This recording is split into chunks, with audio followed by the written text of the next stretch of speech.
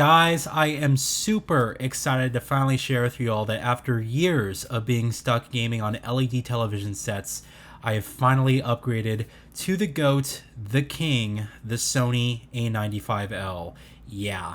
Now, before we get into it here, I just want to quickly mention that this is not a review. There's been countless reviews of this TV done by industry professionals and display geeks alike, and I don't want to create more noise surrounding that conversation. We already know it's a great TV.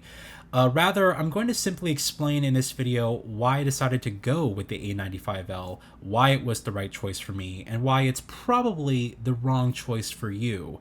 I'm actually willing to bet that I'm going to make more of a case in this video as to why you shouldn't buy this TV and instead go with something else. Because the reality is, folks, that while we can talk about graphs all day and sort of get into the fine details, and on paper, one display may score better than the other, when it comes down to real use case scenarios, why you need a TV to begin with, what you're using it for, just because this TV may score a 9 versus an 8 from a competitor's brand doesn't mean that it's the better choice for you, okay? So for those of you who don't follow the latest display news, let me quickly explain what this TV is. This is Sony's flagship for 2023, the A95L. Now I say 2023 because technically this TV released in October of last year. However, Sony does not have a replacement for the A95L in 2024. So this TV is still being sold as part of their lineup this year, and it's a quantum dot OLED panel utilizing their latest processing chip. And I've actually been carefully awaiting its arrival, and I already knew it was going to be the TV for me because a few years ago, I had made a small but significant update to my bedroom television. At the time, I had this sort of cheap Samsung LCD I bought about 5 years back, and it was the NU7100, I believe. And I had gotten that display specifically just to play 8th and 7th gen games while watching the occasional streaming show once in a while. But late in 2022, while sort of browsing Best Buy, I had noticed that my local store had an open box OLED for sale, and the price was just insanely good. So after some thought, I went to check it out and inspect the quality of the panel and decided to actually pick it up. It was a great value. That TV was the Master Series Sony A9S, and it's actually the very same TV you all see behind me whenever I'm recording vlog content or channel updates and such. And the moment I saw the picture quality on that display, I was floored. I had booted up games that I had played many times before, games that I was very familiar with, and I immediately was noticing detail in the graphics that simply wasn't there before. And even playing these older 360 and PS3 games, which again was one of the main reasons I bought this display for, I have always heard that these older 720p games didn't upscale well to 4K TVs, but thanks to Sony's processing, the way that these looked on that display, I swear it was almost as if it came with a built-in RetroTink upscaler. It was incredible. And I had games previously on Sony's for most of my life. I had their Trinitron CRTs back in the day. My dad bought in 2006 at the time the best LCD TV you could buy, which was the Sony XPR3. And I even unboxed a 32-inch Sony EX400 on this channel back in 2011. But sort of in the mid-2010s, it's when we really saw other brands, in particular Samsung, become super competitive and pioneering display advancements, such as the introduction of quantum dot. And on top of that, you also had their edge-lit LED TVs just hitting insane brightness peaks for HDR. And so it was sort of that combined with the value of what you got for your money. It was just exceptional. And so that's when I left the Sony brand, and I had owned previously a Samsung JU7100, and just before buying this TV, I was gaming on the Samsung Q6FN. So why did I decide to go back to Sony after all this time? Well, over the years, I've accumulated more knowledge, and my passion for games and movies grew. And as a result, my needs and desires for what I wanted from my display had also changed. Now, I'm someone who believes strongly in creative intent above anything else. I want to experience exactly what the director intended as closely as I possibly can. So having a display that can get me as close as possible to a reference image was a necessity in my mind. Now, while any TV can technically be calibrated to industry standards, the reality is that less than 1% of consumers actually get their TVs professionally calibrated. So the solution was for me to purchase a display that could replicate true color accuracy out of the box, and not just in SDR, but in HDR and P3 and BT 2020 color spaces, which most HDR TVs really struggle, especially with those wider color spaces. And on top of that, having perfect EOTF tracking, so the brightness was displayed correctly through each scene, as close to accurate as possible. And on top of that, having really accurate white balance, so things look natural, the image looked lifelike and cinematic, was extremely important for me. And the A95L just simply gives you all that out of the box, and it's truly part of the extra cost that really is associated with this TV. So that really brings me to one of my favorite elements about this display, and it's this, the actual signal feed information that you can bring up while watching content.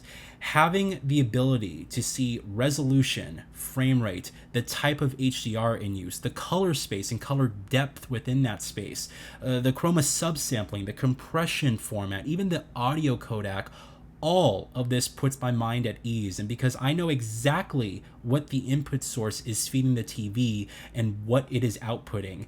And this feature also extends to games as well, because I can see immediately if I'm outputting in Dolby Vision or HDR10.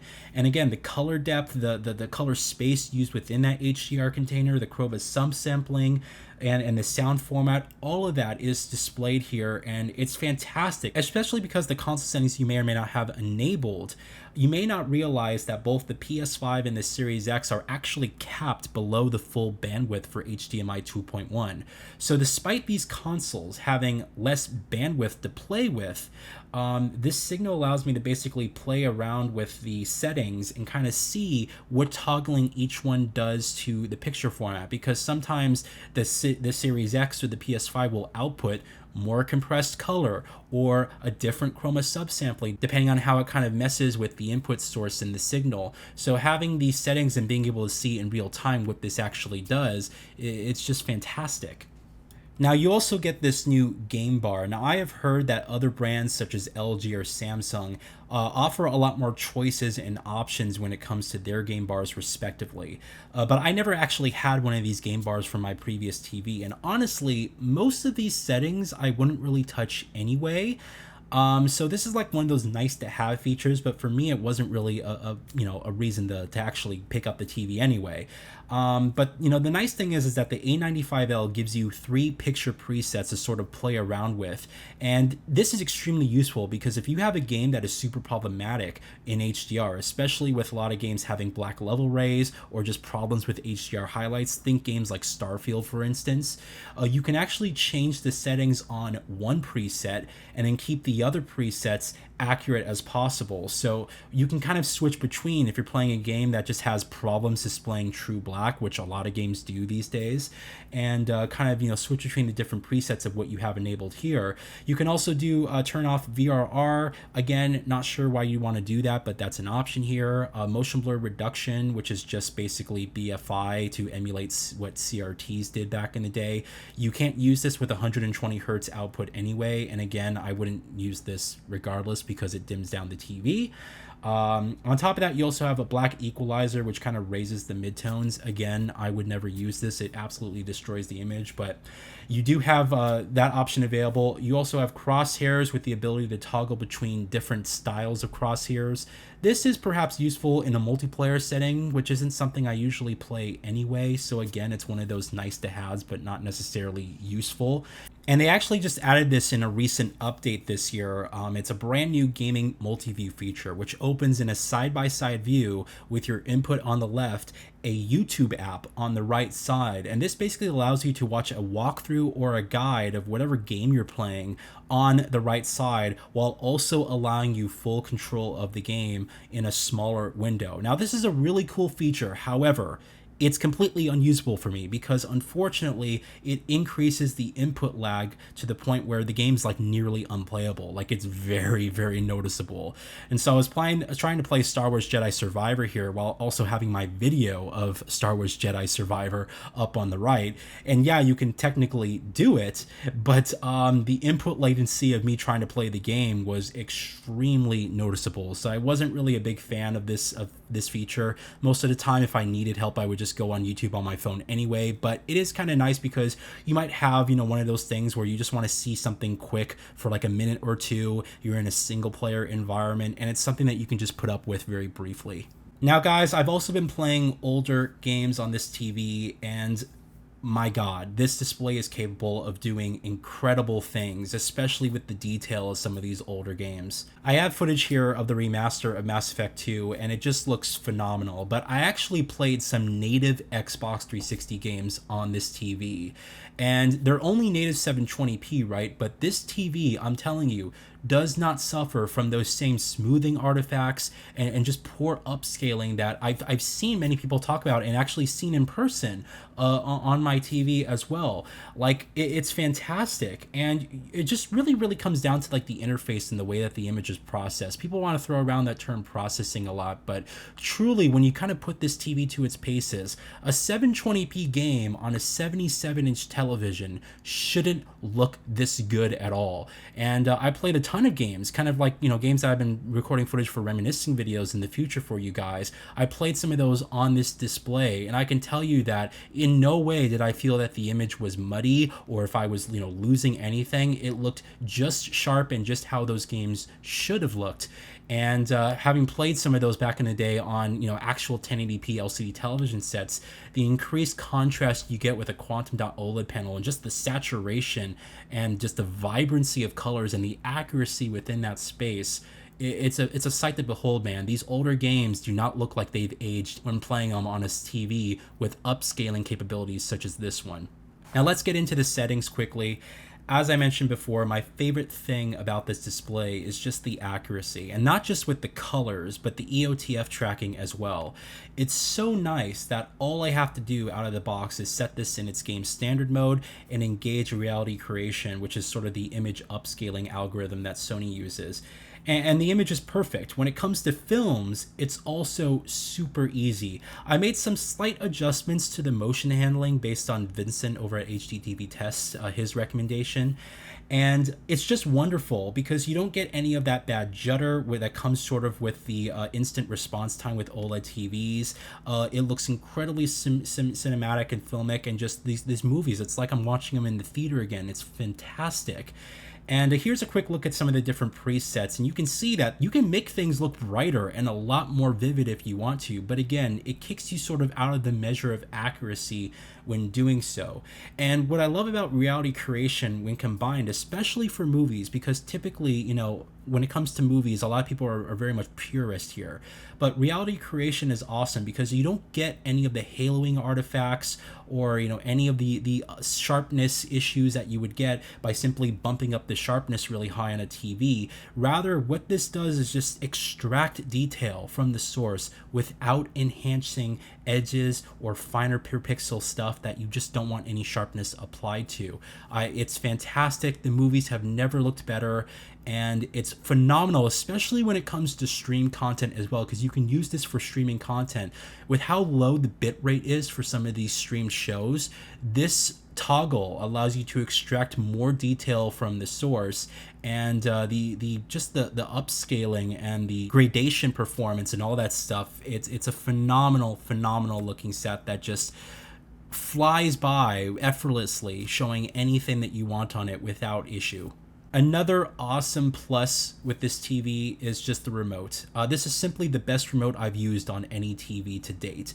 The size is perfect, but it's the build quality and the amount of buttons which just really seal the deal for me. Some manufacturers really try to get as few buttons as possible on the remote, and sometimes it ruins the size of the remote, like they're too small, or it reduces the amount of features that you kind of want from your remote. And everything here is just perfect. The layout of it is just wonderful. The build of this thing is an aluminum frame. It's not actually plastic, and it lights up in the dark as well. So everything here is tactile, and the buttons are not squishy. Everything you need is on there, and including some nice extras, like you have this Crunchyroll button, which is just awesome. You also get this Bravia cam included with the TV. Yeah, this is basically a glorified Kinect sensor. I'm not even kidding. It allows for gestures and video calling and voice as well. But this is just ridiculous at this point, right? Like, I have connected this to my TV, and I play with the gestures, and it's just like the Kinect. Like, you're like, okay, I can't really see myself using this day to day. I just have the thing connected, but I keep the privacy filter on there. There is one useful feature about this camera, though, I have to say, and it's one of the reasons you would want this connected, and it's if you have small children. This display will use the camera to detect if people are too close to it, and if so, will display this giant pop-up on the screen saying, back away from the TV, you're way too close. So if you have children, and especially when it comes to like this display, you don't want them close or even near this thing, this TV will literally like warn and create this giant, pop-up on the display saying back the fuck away from it. It's really funny. But that's like, I guess, one of the reasons you would actually want to use this camera is for that feature, especially if you have small children or just people who are doing stuff that's just a little bit too close for comfort for a display like this. Now, I've talked a lot about the positives here, and yes, this TV is fantastic, but there are some negatives, and no TV is perfect. And some of these negatives are going to be deal breakers, and it's why I noted earlier that this TV is probably not going to be the right choice for you. Firstly, of all the major flagship televisions available that you can buy right now, that being the LG G4 and the Samsung S95D, amongst some others as well, the A95L here is arguably the worst gaming TV that you can buy. Now, keep in mind that when I say worst, it's not bad by any means. It's still leading class, but I'm simply saying that if all you care about is gaming, then the Sony here gives you less features and less options than either the Samsung or LG counterpart. For example, and this was discussed heavily, the Sony here only has two HDMI 2.1 inputs, one of which is shared with the eARC port for audio. So that leaves you with one HDMI 2.1 input to plug in a PS5, an Xbox Series X, or a gaming PC. I knew this going into the TV, and I still decided to get this display because for me, this is only a temporary issue. Most people who are going to invest this much in a TV are going to have a receiver to pair up with it. And I don't have a receiver right now, but I plan on getting one. And this is just simply another piece I need in order to complete my home theater setup that I'm sort of building. So for the time being, though, yes, I do have to switch HDMI cords when I'm switching between playing different consoles. However, you guys know me. I only play one game at a time, and that means I'm only on one console at a time. I never switch around or jump from one game to the other. So for me, if I'm ever going to use one console anyway, all I have to do is just get up off my butt and swap inputs. And I'm already doing that anyway to grab a game and a controller, so it's just a small inconvenience right now, but again, it's temporary because when I pick up a receiver, and I already know which one I'm going to be getting, when I pick it up, it's going to have all those HDMI inputs that I can just plug in my consoles into, and then it's going to be a non-issue anyway, so there's that. The other unfortunate thing about this TV, and this was nearly a deal breaker for me, I almost went with the LG G4 instead of this TV for this feature specifically. This TV does not support HDIG, which is basically the tone map standard for HDR in games. When you go into your system's HDR calibration tool, that is designed to work with HDIG. And this is honestly a bit surprising because you would think that Sony, the creators of PS5, would be the first of all the manufacturers to support HDIG, but they don't. Now, despite this, I have done more research, and the reality is that most games actually don't support the console's native HDR measurements. So whatever you set in your PS5 or Series X as the HDR tone map values, most of the times the games don't look at these values, and most of the time you actually have to set these up in your games anyway. So that's why you may set these up on the console and say, why do I have to do this again in the games? It's because most games don't support this feature anyhow. But yeah, it's an unfortunate part because I would have really liked, for accuracy reasons, to have HDIG enabled. I know not everyone loves it because it's technically a dimmer image than something with dynamic tone mapping, but I have to make do otherwise. And to be honest, I have heard from many people that the way that Sony calibrates their dynamic tone mapping is very close to accurate as possible. And so it's a lot less aggressive and a lot less dynamic than what other manufacturers have done with their dynamic tone mapping algorithm. So for me, just looking at the TV and looking at how HDR looks in these games, it's not, it's, to me it looks beautiful, it looks phenomenal, and I wouldn't change anything about it. I think it looks fantastic. The A95L here also does not support 1440p resolution. Now for me, this used to be a big deal because back when I had an HDMI 2.0 display, this was the only way I can get 120 hertz without lowering the 1080p. But since I now have a 4K 120 hertz panel, it's basically unnecessary to me at this point, so I don't really care to have it. So yeah, in closing here, guys, would I recommend this TV? Well, yes and no. For most people, 99% of you, I would say no. And the reason is because this TV is the epiphany of a niche product. And there's nothing wrong with that, right? Like, it is for the color obsessed, the pixel peepers, for the consumers who invest in 4K Blu-rays and just scoff at the idea of watching a movie on a streaming service for the first time. It's for the type of person who really invests in theater quality sound and wants theater quality picture to go with it. And you have to really kind of be into this stuff for this investment to make sense to you. If you're someone who only games and just wants a great gaming TV, I would probably go with the Samsung S90C. It has the same QD-OLED panel as the Sony here. It offers a lot of gaming features, very low input latency, 4 HDMI 2.1 inputs, and it's just a great display to pair with the PS5 or the Series X. But if you're also someone who streams a lot of TV shows, maybe you watch some 4K Blu-rays and you just want a great gaming display on top of that, I'd probably go with the LG G4. It has better processing and detail than the Samsung. It offers Dolby Vision. It's super bright for HDR impact, and it may not reach the color volume of the Samsung or Sony, but considering the amount of true BT 2020 content out there, or really the lack thereof, it's not a big issue at this current point in time. Regardless of whatever you guys decide to choose, you really can't go wrong with either of these brands. Display technology has just really gone off the rails in the last couple years, and if you're still gaming from a TV from like the mid 2010s and later on, you guys really have to see what these TVs are capable of these days. It's incredible. This is such a significant update. And, you know, it really just comes down to which really you prefer and what your use case is. I've always made the argument that a lot of us stare at screens for such a significant chunk of our lives. And as sad as that may be, if you're going to do it, it might as well be a display that's beautiful to look at and provides you with the image quality that you really want. In any case, let me know what you guys think. I just simply wanted to share this with you all today. I'm very, very excited. I can't wait to catch up on all these games I have yet to play and experience them accurately replicated here on the A95L. And the next time I'm probably going to be doing an update on this TV is when I build my dream home theater setup. It's been something I've been working on for the past few years. I have actually a lot of things just sort of sitting around in boxes. I have this pair of Klipsch reference Premiere towers and speakers, and I need my receiver to go with it along with this big bass. When it's complete, I'll come back to you guys in a video, of course, and show you guys what I've been working on. But in any case, thank you all so much for watching this video. I hope you guys have a good one. A very special shout out to Jennifer Gala and her content on the HCR Super channel. I'll go ahead and link her channel down below. She has great content for just, well, videos like this. Let me know what you all think of this TV, and if you have any questions about displays, maybe you're in the market and you just want any recommendations, you guys can always feel free to contact me if you just want a second opinion. I'm happy to provide that for you. All right, thank you guys and have a good one. Talk to you all later.